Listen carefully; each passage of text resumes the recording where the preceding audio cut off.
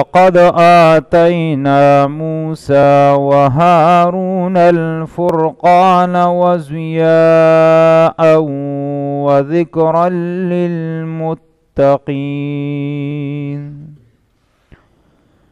الذين يخشون ربهم بالغيب وهم من الساعة مشفقون وهذا ذكر مبارك أنزلناه أفأنتم له منكرون ولقد آتينا إبراهيم رشده من قبل وكنا به عالمين إذ قال لأبيه وقومه ما هذه التماثيل التي أنتم لها عاكفون قالوا وجدنا آباءنا لها عابدين. واللسم پارا سورة الانبیاء 48 نمبر آیت تے دین مخی آیاتونو کی پا مشرکینو باندې رد ذکر شو. الله فرمائی کله چې په دغی خلقو باندې زما عذاب راشي کاغه د شپیو که د ورځی نو دا دوی چې ما سره کم شریکان جوړ کړي معبودان باطلان نو دای به زما د عذاب نه نشي بچ کولی بلکې هغوی خو د خپل ځان نم یو مصیبت او تکلیف نشي لري کولی نو د دوی به مرسته او امداد وکړي. بیا ذکر شو چې دا خلق ایمان نه راوړي نو د دې اصل وجه دا ده چې دا د دنیا د مال او دولت او د اوږد عمرونو مسکړي دي نو دغه د وجه نه دا خلق د آخرت نه غافل دي. بیا ذکر شو دا نبی چې کوم خبره بیانې نو دای د ځان نه بیانې بلکې بالوحی دته د بر اسمانونو نه د رب العالمین د طرف نه وحی کیږي او هغه تاسو ته خبره ذکر کوي.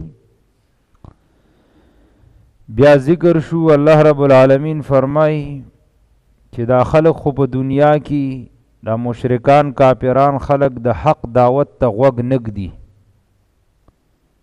ځانونه په زور باندې کاڼه کړي دي او که چېرته په دې دنیا کې دوی ته د عذاب یو نفحه ورسي یو معمولی شان ټوکړه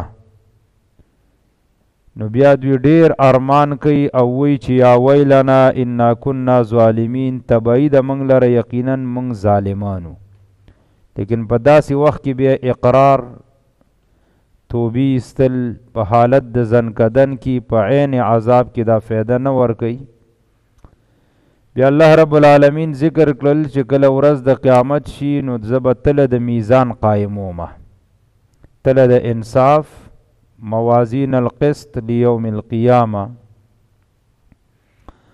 او پاغي کی با معمولی شان کچا نیک عمل کړي ک بد د اوری د دانی په مقدار ولی نه الله او هغه په کې هم تللې کیږي. دا حالات ذکر شو. اوس د دې آیت نوالا تر د 94 آیت پوری دا د دې حصے سلورم باب دی. په دې باب کې با د ولس انبیاء علیهم الصلاۃ والسلام واقعات هغه ذکر کیږي د ولس انبیاء او دا الله رب العالمین د پاره د تذکیر ذکر کوي چې ګوره دا انبیاء علیه الصلاۃ والسلام هم ماته محتاج او عاجز بندگان اگر چې مقام ډیر اوچت په دنیا کې دغه د پاره الله رب العالمین ذکر کوي. اول مختصر واقعہ ذکر کوي د موسی علیہ الصلوۃ والسلام او داغه ضرور د هارون علیہ السلام. ولقد آتینا او یقینا ورکړو مونږه موسی علیہ السلام و هارون علیہ السلام تل فرقان فرقان دا دویم نوم دی د تورات، ځکه الله موسی علیه السلام ته تورات ورکړی کنه او دغه کتاب د هارون علیه السلام مو، نو دویم نوم د تورات هغه فرقانو. فرقان ورته ځکه وي، فرقان وی د حق او د باطل پس کې فرق راوستون کی، د خالق او د مخلوق په منځ کې تمیز راوستون کی ته فرقان وی.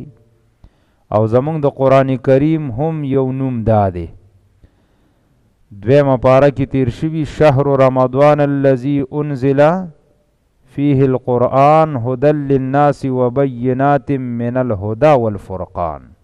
نو د قرآن کریم نوم هم، قرآن کریم خو اصل کې نومونه ډیر دي، خدا فرقان نوم پکې هم شته. موسی علیه السلام ته چې الله کوم کتاب ورکړی تورات، د هغې نوم هم سو فرقان. او د الله په هر کتاب کې دا صفت موجودی چې هغه به د حق او د باطل په منځ کې فرق کوي. دویم صفت په تورات کې سو وضیاء او رڼا و پکې. ضیاء اصل کې هغې رڼا ته وایي چې په هغې کې دلایل ذکري، احکام او مسائل وربانی معلومیږي. نو د الله په هر کتاب کې احکام او مسائل. دریم و ذکر للمتقین، او یاداشو د پاره د متقیانو خلقو. اوس دا متقیان کم خلق دی هغه ذکر کوي، الذین اغه کسان یخشون ربهم بالغیب چې یریږي دوی د رب خپل نه بالغیبی په غایب والی کې. څه مطلب؟ د مخلوق نه خو یو سړی پټ دی، مخلوق ته په نظر باندې نه راځي، لیکن په دغه وخت کې هم دی ګناه نه کوي. د چا نه یریږي؟ د الله نه. مثال په طور روجې میاشت ده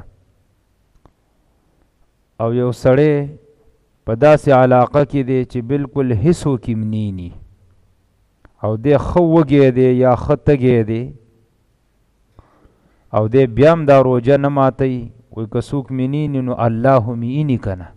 دې ته اصل کې متقی انسان وي. الله وایي د متقیانو یو صفت دا دی چې یخشون ربهم بالغیب، یریږي به دوی د رب خپل نه بالغیب په حال د نه لیدلو کې. یعنی مخلوق که نیم نی نو دی به بیا هم ګناه نه کوي، ځکه وایي الله مې ویني. وهم من الساعة مشفقون، او دوی د قیامت نه مشفقون، هیبت زده دي. متقی کی دویم صفت دا دی چې د ګناهونو نه ځان ساتي، په دې وجه د سره غم دی چې ورځ د قیامت به راځي، الله به را سره حساب کتاب کوي، فکر اخرتی. نو د قیامت دا غم ور باندې دومره لوی چې هر وخت دی مشفقون، هیبت زده. اشفاق هغې یرې ته ویلی کېږي چې په انسان باندې دومره یرې چې په دې اندامونو باندې هم ښکاره کېږي، دې ته اصل کې مشفقون وایي. وهذا ذکر مبارک انزلناه فانتم له منکرون. پس د موسی علیه السلام او هارون علیه السلام واقعه مختصر ختم شوه په دوه آیاتونو کې. د مختصر ذکر کړه چې دا مخکې چې کوم صورت ذکر شو، سورۃ طه، په دغه کې تفصیلی واقعه د موسی علیه السلام بیان شو کنه.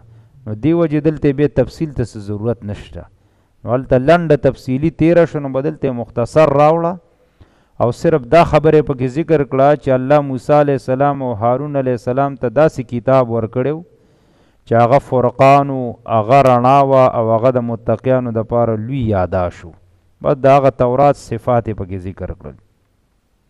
بیا د متقیانو صفت ذکر کړه چې متقیان هغه چاته وي، یعنی د الله د کتاب نه چې فایده اخلي، هغه خلق به اخلي چې یو د الله نه یریږي. که مخلوق نیم نی یا مخلوق وینیم د الله نه به یریږي، او که چاته نه ښکاري هم دی به د الله نه یریږي، او بل د سره به فکر اخرتي. نو داسې خلق به د الله د کتاب نه فایده اخیستی شي. اوس ورپسې قرآن کریم ته ترغیب ورکوي، او د دې دپاره راوړه د آیت کې قرآن کریم ته ترغیب چې که نن سبا یهود دي او که نسوارا دي، نو نن سبا که دوی خامخا وایي چې یاره موږ ایمان کې لیږو، نو دوی به په دې قرآن ایمان نه وړي او په رسول الله صلی الله علیه وسلم باندې به ایمان نه وړي، ځکه ترغیب دی قرآن ته. وهذا ذکر مبارک، او دا یاداشت مبارکن برکتون والا، الله قرآن کریم عظیم الشان ذکر دی، بل دا مبارک کتاب دی، دی کې ډیر لوی برکتونه او خیرونه الله یې لکه د دې په هر لفظ کې الله رب العالمین برکت یې څه مطلب په یو حرف لوستلو باندې سونه کوي دي لس. الف لام میم کې 3 حروف دي، الف لام میم نیکی په سو ملاویږي دیش. نو دا برکت ته کنه چې په لک شی باندې تا ته ډیر څه ملاویږي دی ته وی برکت. نو قرآن مبارک کتاب دی. دغه رنګ د مرضونو پکې علاج پروت دی، سړی بیمار دی دمې کور باندې الله به خکی. نبی علیہ الصلوۃ والسلام بخپل نوسه حسن او حسین رضی الله تعالی عنہما په دې اخیری 2 سورتونو باندې دمول، سورۃ الفلق، سورۃ الناس باندې. او منګو تاسو ته حکم کړی چې د شپې سړی سملی نو په کاردار چې دا اخیری 3 سورتونه، سورۃ الاخلاص، سورۃ الفلق، سورۃ الناس، دا به یو ځلوي په لاسونو به چوپ کې پټول بدن به راکاږي، بیا 3 کرتی بسړې داسې کوي. نو د شپې بم دی الله رب العالمین د هر قسم د شیطان د وسوسونو او د زهريلي سيزونو نه به الله محفوظ ساتي. دا واقعي چې د برکت کتاب دی. بل برکت دام دی چې په کوم ځای کې دا لوستل کېږي په هغه ځای باندې الله رب العالمین خپل رحمتونه او برکتونه نازلوي، زړه ورسره خوشحالیږي، خفګانونه ورسره ختمیږي. دی وجنه قرآن ته وی دا مبارک کتاب د برکتونو والا. انزلناه نازل کړی دی مونږ دی لره. الله وی دا د بره نه راغلی، دا د نبی د ځان نه دی جوړ کړی. اوس وی چې داسې عظیم الشان کتاب دی تاسو سره چې برکتونه هم پکې دي، د بره نه راغلی دی. نو افانتم له منکرون، آیا تاسو دی لره منکرون ناشنا ګڼئ، یعنی تاسو ولې بیا د قرآن نه انکار کوئ؟ وی منئ کنه.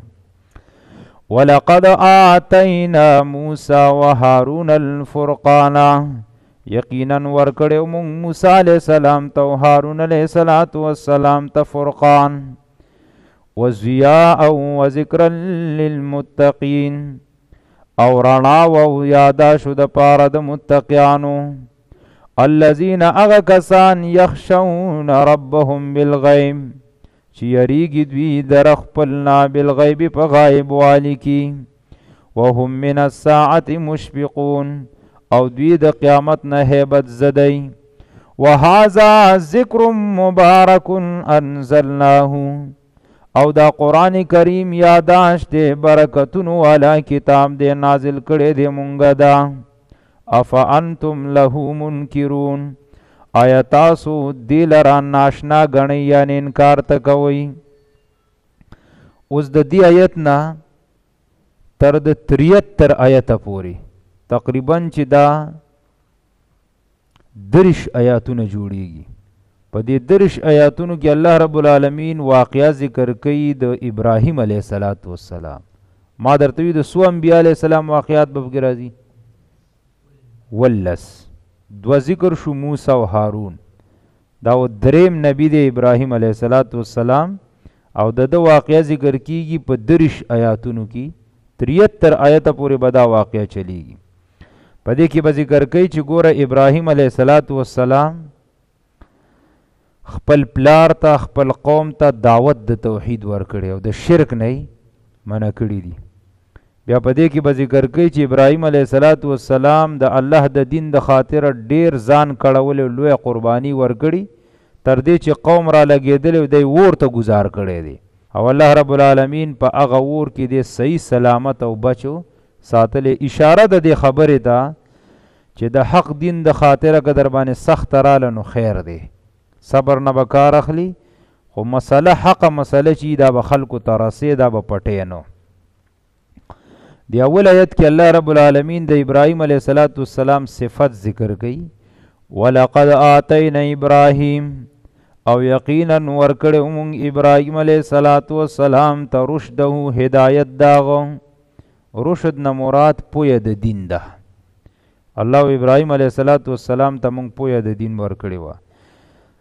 من قبل مخکی، من قبل کې 2 معنی مفسرینو کړي. الله وی مونږ ابراهیم علیه السلام ته هدایت ورکړو پوهه د دین مخ کې. څه مطلب؟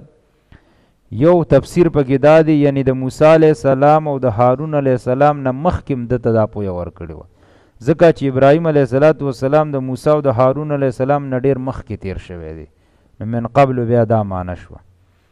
دویم تفسیر پکې دا دی من قبل دا دی چې ابراهیم علیه السلام ته الله رب العالمین وی د ورکوټوالي نه ورته مونږ پویه د دینو ورکړې وه، رشد من قبل دا معنی ده. نو دې کې بیا رد رالی په هغه اسرائیلي روایاتو باندې ابن کثیر رحمت الله علیه دلته سخت غصه شوی دی او هغه په هغه اسرائیلي روایاتو باندې رد کړي په کوم روایت کې چې راځي چې ابراهیم علیه السلام چې ماشوم نو دا مور او پلار په غار کې کېنولی و، دې غار کې کېنولی و، غار کې به اوسېده، خوراک سکاک به هلته کو. چې کله غټ شو نو چې بار راویسته نو ده چې وکتل اسمان کې ستوري نورې ولیدو، بیا یې سپوږمۍ د شپې ولیدله، نو ده ویلې چې زما رب خدا دی.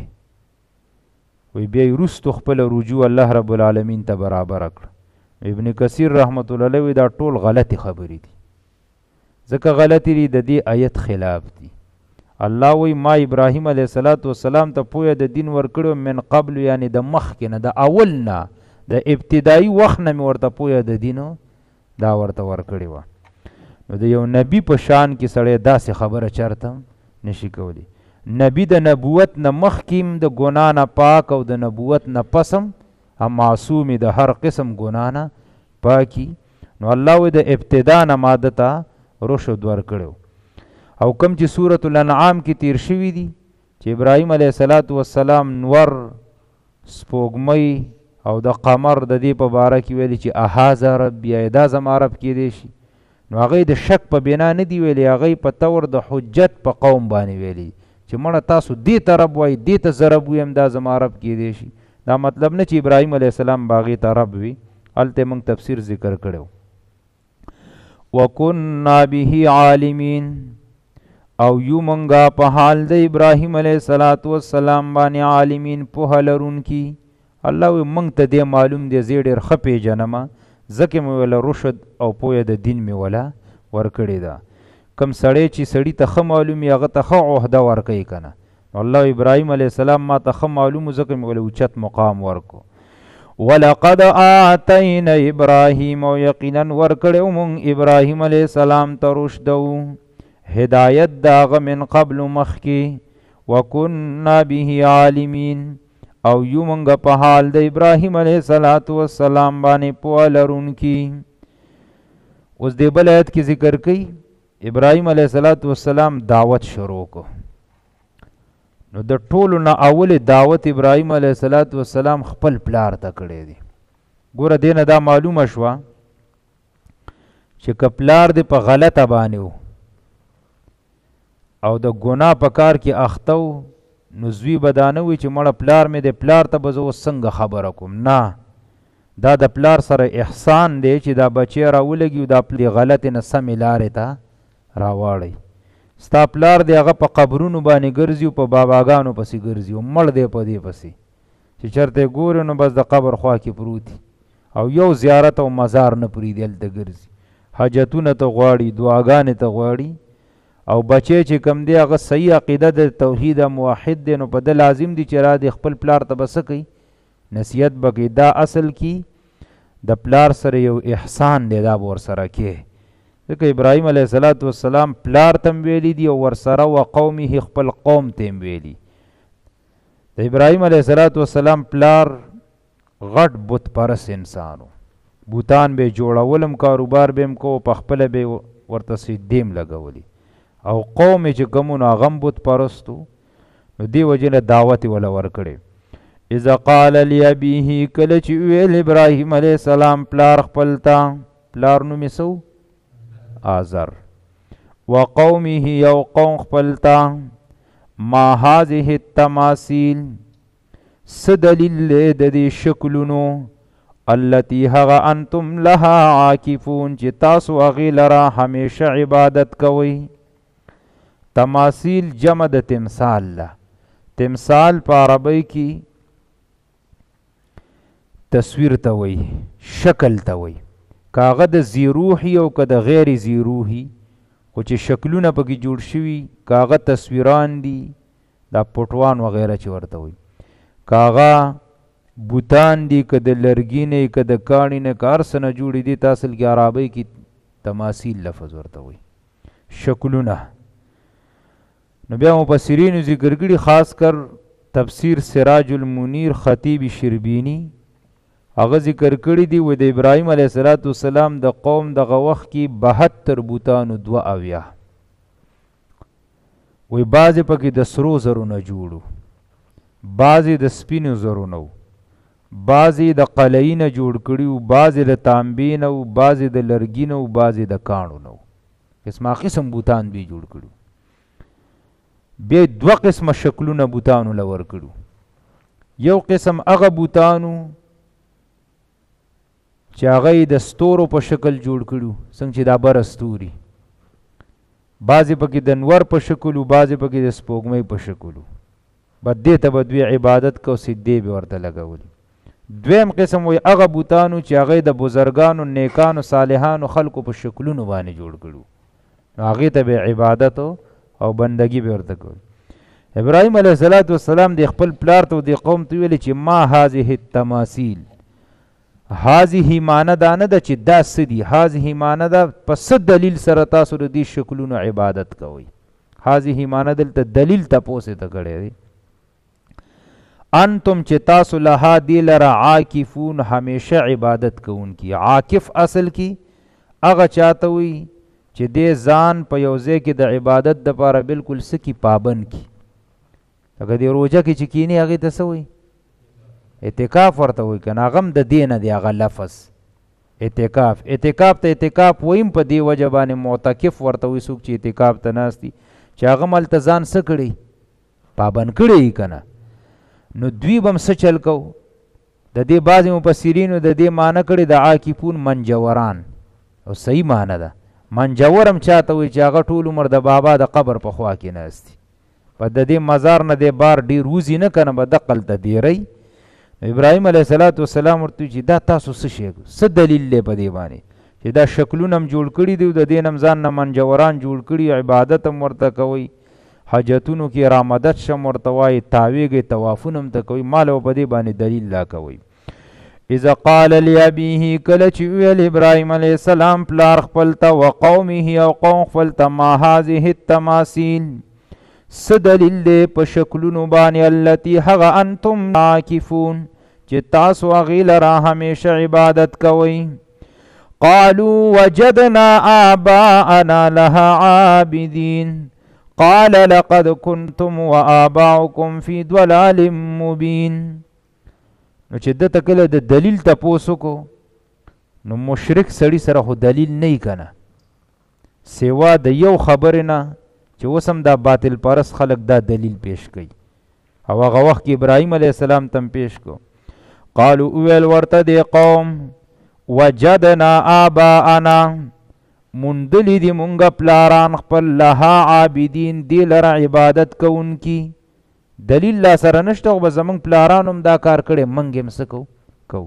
اوس هم همیشه باطل پرست خلک دقه دلیل پیش کوي، وایي ته ښه پوهېږي که زما پلار نیکه ښه پوهېږي. نه، د دین په مسله کې پلار نیکه نه چلیږي، کم طرف ته چې دلیل د هغې تابعداري وکړي. ور ابراهیم علیه السلام په دې خبره څومره غوسه شوی دی، سی ورته ویلي. قال اویل ورته ابراهیم علیه السلام، لقد کنتم انتم، یقینا یہ تاسو و آباؤکم، پلاران ستاسو، فی ضلال مبین، په گمراهی ښکاره کې. ابراهیم علیه السلام ورته دا خو دلیل نشي کېدی چې زه ستا نه دلیل غواړم، ته ماته وایې زما پلار نیکه دا کار کړی، نو زه کوي زه کوم. ابراهیم علیه السلام ورته تاسو هم او ستاسو پلاران هم فی ضلال مبین، په گمراهی ښکاره کې، هغوی بت پرستي کړي، نو څه کوي تاسو هم ورپسې رواني، تاسو هم دا کارونه کوئ.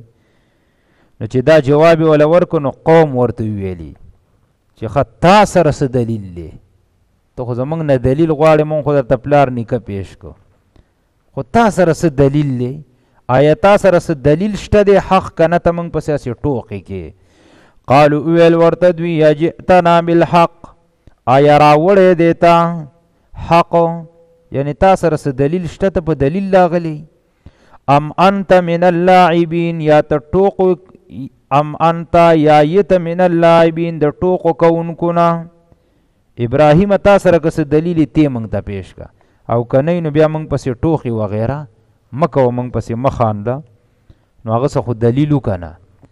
ابراهیم علیه السلام ورته دلیل پیش کړي. قال اول ورته ابراهیم علیه السلام بل ربکم رب السماوات والارض بلکې رب ستاسو رب د اسمانونو د ځمکې دی.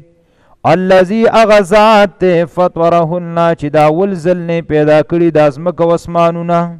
دلیل ورته پیش کو. زه چې درته کوم دلیل پیش کوم او ستم راغواړم یعنی حقدار د بندګۍ هغه ذات دی چې د ځمکه او اسمانونه پیدا کړي. او یا الله داسې د ځمکه او اسمانونه پیدا کړي فطرهن د اول ځل نه. څه مطلب د دې مخکې نقشه وغیره نه وه. کله چې د یو شي نقشه موجودي خو د هغې جوړول اساني که نه. ابراهیم علیه السلام ورته ګوره د دې نقشه نه وه د اول ځل نه الله دا جوړ کړي دي. نو زه د هغه رب بندګي کوم تاسو هم د داسې رب بندګي کوئ. اوس ورته مزید تاکید دپاره وایي وانا علی ذالکم او زه علی په دې باندې ذالکم تاسو ته من الشاهدین د خبر درکوونکو نه یم. شاهد دلته په معنا د خبر دی. ورته وایي چې تاسو ته هم زه د دې خبرې خبر در کوم چې راشي او بندګي صرف د رب العالمین شروع کړي.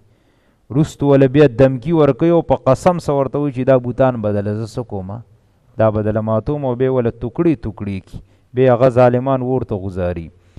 ولقد آتینا موسی وهارون الفرقان او یقینا ورکړو موږ موسی علیه السلام او هارون علیه السلام ته فرقان وضیاء و ذکرا للمتقین او رڼا او یادا شو د پاره د متقیانو. الذین متقیان هغه کسان دي یخشون ربهم بالغیب چې یریږي د رب خپل نه بالغیب په حال د نه لیدلو کې. وهم من الساعة مشفقون او دوی د قیامت نه هیبت زدی. وهذا ذکر مبارک او دا قرآن کریم یاداشت برکتونو والا کتاب دی انزلناه نازل کړی دی مونږ دی لرا. افانتم له منکرون آیا تاسو دی قرآن کریم لره ناشنا ګڼئ. ولقد آتینا ابراهیم رشده من قبل یقینا ورکړو مونږ ابراهیم علیه السلام ته پویه د دین مخکې. وکنا به عالمین او یو مونږ په حال د ابراهیم علیه السلام باندې پویه لرونکي. اذا قال لابیه کله چې ویل ابراهیم علیه السلام پلار خپل ته وقومه او قوم خپل ته ما هذه څه دلیل دی التماثیل په شکلونو التي اغا انتم لها عاکفون چې تاسو ورته همیشه عبادت کوئ. قالو ویل دوی وجدنا آباءنا مندلی دی مونږ پلاران خپل لها دی لره عابدین عبادت کوونکي. قال اول ورته جواب کی ابراهیم علیه السلام لقد کنتم انتم یقینا یی تاسو آباؤکم پلاران ستاسو فی ضلال مبین په گمراهی ښکاره کی. قالو اول ورته دوی اجئتنا بالحق آیا راغلی یا آیا راوړی دی تا حق ام انت من اللاعبین یا یت د ټوکو کوونکو نه. قال اول ورته ابراهیم علیه السلام بل ربکم رب السماوات والارض بلکې رب ستاسو رب د اسمانونو د ځمکې دی. الذي هغه ذات دی فطرهن چې اول ځل نه د ځمکه اسمانونه پیدا کړي. وانا علی ذلکم من الشاهدین او زه په دې باندې تاسو ته خبر در کوم